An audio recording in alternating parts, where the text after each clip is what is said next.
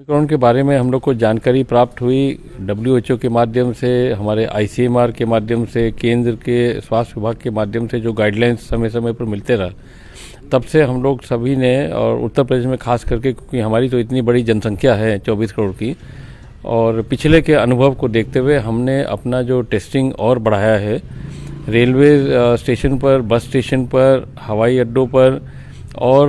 बाज़ारों में, भारी बाज़ारों में या जहां भीड़ भाड़ इलाका में हमने टेस्टिंग को अपना बढ़ाया। वैसे भी हम अपना टेस्टिंग 1,75,000, 1,35,000 से लेके 1,50,000 तक कर रहे थे, उसको हमने बढ़ा के 1,72,000 से लेके 1,75,000 तक कर दिया है। डेली टेस्टिंग जो हमारा कोविड की जांचें होती है, और केंद्र सरकार के द्वारा, केंद्रीय स्वास्थ्य मंत्रालय के द्वारा ये भी तय हो गया है कि KGO में हमारा जो टेस्टिंग होता है जीनोम सीक्वेंसिंग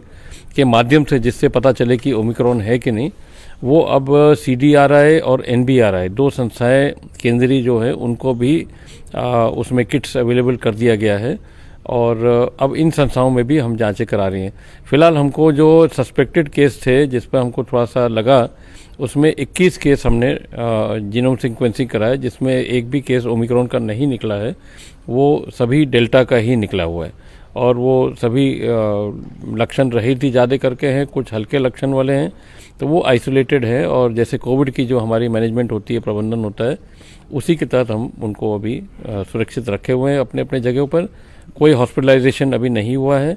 और आगे की तैयारी के लिए हम बराबर इसको देख भी रहे हैं। साथ साथ में हम वैक्सीनेशन को पूरी तरह से आगे बढ़ा रहे हैं कि जितना ज़्यादा लोग दोनों डोज से वैक्सीनेट हो जाए, उतना उनको सुरक्षा कवच प्राप्त हो जाएगा। के साथ में जांच करना, ये ज़रूर है कि हम लोग समय समय पर अपना कोविड अप्रोप्रिएट बिहेवियर के लिए जो प्रोटोकॉल होता है, ये जनता के बीच में हम लोग ज़रूर इस बात को कह रहे हैं, माननीय मुख्यमंत्री जी के माध्यम से या प्रधानमंत्री के माध्यम से या हमारे लोकल अधिकारियों के माध्यम से भी बार बार उन लोग को आगाह किया जा रहा है कि आप मास्क ज़रूर अपना पहन के रखिए, दूरी बना के रखिए, और बहुत ही आवश्यक होगा तो मार्केट में जाके अपना जो खरीदारी करना है, नहीं तो भीड़ भाड़ इलाका से थोड़ा परहेज करना चाहिए। तो इसको ध्यान में रखते हुए टेस्टिंग हमारा जो हो रहा है उसको हम बराबर उसको नज़र रख रहे हैं, और इस तरह के कोई भी सैंपल्स हमारे पास आते हैं तो उसका जीनोम सीक्वेंसिंग के लिए हम लोग भेजना शुरू कर दिए हैं, ताकि कहीं भी कोई ओमिक्रॉन का कोई भी वेरिएंट पकड़ा जाए तो तत्काल उसका हम लोग कंटेनमेंट जोन और कॉन्टैक्ट ट्रेसिंग जैसे होता है हमारे यहाँ कि एक पेशेंट मिलता है तो उसका 35 तक हम कॉन्टैक्ट ट्रेसिंग करेंगे, उस एरिया को कंटेन कर लेंगे, और जहाँ तक उनके जितने भी संपर्क है उनका भी जांच कराएंगे। ये सब हम लोग अपना गाइडलाइन के हिसाब से पूरा कर भी रहे हैं। बाकी आपको बताया मैंने कि बस स्टेशन और रेलवे स्टेशन और वहाँ पर स्क्रीनिंग भी हो रहा है, आवश्यकता अनुसार उनके टेस्टिंग भी हो रहे हैं। तो इस तरह से अभी तक हम लोग ये मान के चल रहे हैं कि उत्तर प्रदेश में अभी कोई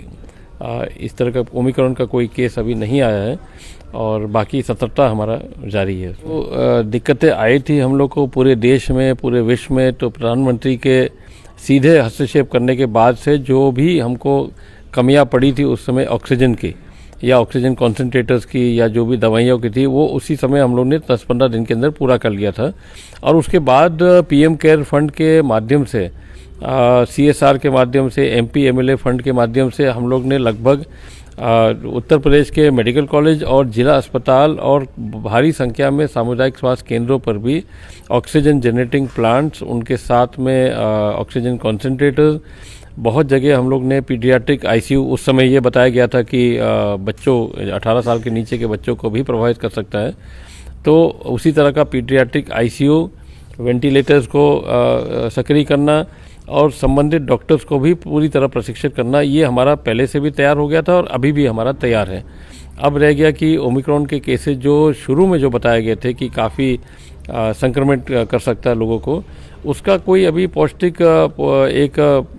पुष्टि नहीं हुआ, उसका कोई साक्ष्य नहीं मिला इस तरह का अंतर्राष्ट्रीय स्तर पर भी। और वैज्ञानिक का मानना है कि अभी पूरा एविडेंस उनको नहीं मिलने की वजह से बहुत ज़्यादा उसके बारे में बता नहीं सकते। परंतु जैसे भी जो केस अगर हमारे भारत में जो आया हुआ है, महाराष्ट्र में आया है या अन्य जगह आया है, वो अभी उसी आधार पर उसका देखा जा रहा है जैसे हमारा डेल्टा का है। और अगर वो माइल्ड है या लक्षण रहित है तो उसी हिसाब से उसका उपचार भी हो रहे हैं। दवाइयाँ हमारे पास पर्याप्त हैं, हर अस्पताल में पूरी तरह से दवाई है और मेडिकल स्टाफ और टीम हमारी पूरी तैयार भी है अभी।